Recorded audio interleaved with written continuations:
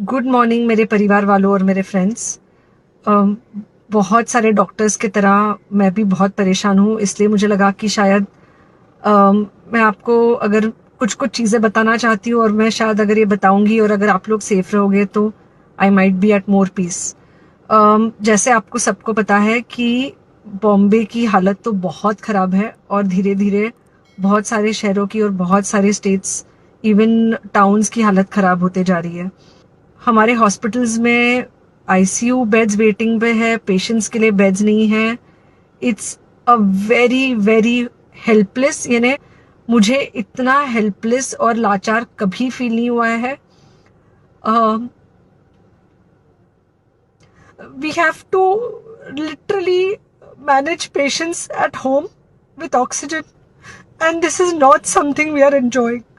So I really want all of you to follow a few things that I really am requesting you to follow. First, आप लोग please safe रहो। अगर आपको लग रहा है कि आपको 1 साल से कोरोना नहीं हुआ है इसलिए आप कोई सुपर हीरो हो या आपकी इम्यूनिटी बहुत अच्छी है और आपको ऐसे कुछ नहीं होगा, तो आप गलत फहमी में हो। हम यंग लोगों को देख रहे हैं। I mean, we have a 35-year-old who's on the ventilator and we are not able to help people now.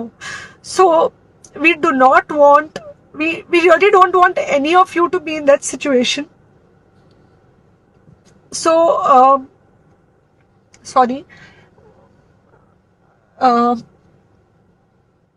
I think ये जो इमोशनल ब्रेकडाउन है हम डॉक्टर्स में अब सबको कोई ना कोई समय हो रहा है, because we have not been so helpless. Okay, so most importantly please take care of yourself. Right now Covid is everywhere around you. Okay, तो अगर आप घर से बाहर निकलो, maybe you meeting your friends, maybe you meeting your family, it does not matter, you have to be masked. Okay, just because आपको अभी 1 साल से कोरोना नहीं हुआ है या आपको पिछले साल कोरोना होकर जा चुका है, इसका मतलब ये नहीं है कि आपको वापस कोरोना नहीं हो सकता। You can still get covid. तो please keep your self very well masked at all times. Mask सिर्फ इधर नहीं, मास्क पूरा नाक से पूरा यहाँ तक होना चाहिए। दूसरी बात, अगर आपको कुछ होता है, अगर आपको बुखार आता है या कुछ होता है, पैनिक मत होइए। Do not get unneeded investigations done. Get in touch with me obviously immediately, and most importantly आपके जो फ्रेंड्स है या कोई भी है उनको बोलो पैनिक में होकर एडमिट ना हुए हॉस्पिटल में।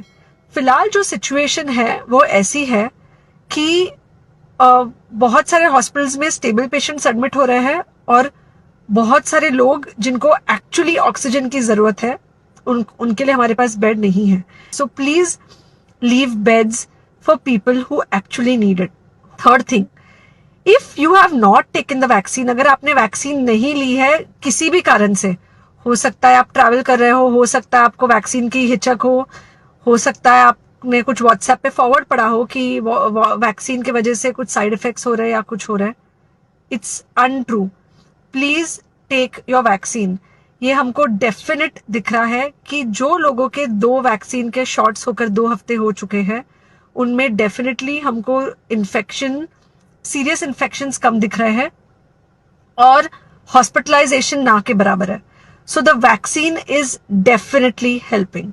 ओके, एंड बस घर पे रहो। आप कुछ हफ्तों तक सिर्फ घर पे रहो जब तक हम ये सिचुएशन ऐसे हैंडल कर सके कि हम एटलीस्ट कुछ हो जाए तो हम हॉस्पिटल में पेशेंट्स को ले सके। फिलहाल हालत ऐसी है कि डॉक्टर्स और डॉक्टर्स के रिलेटिव्स को भी नहीं मिल रहा है बेड। तो आप सोचिए कि it's an absolutely helpless situation.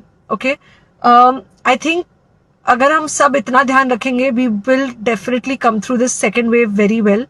Okay, and then we will have to work on not allowing a third wave. So third wave का हम बाद में सोचेंगे, वो तो नहीं आना चाहिए, पर जो ये सेकेंड वेव है इससे हमको कोई भी हालत में एकदम सेफली निकलना है।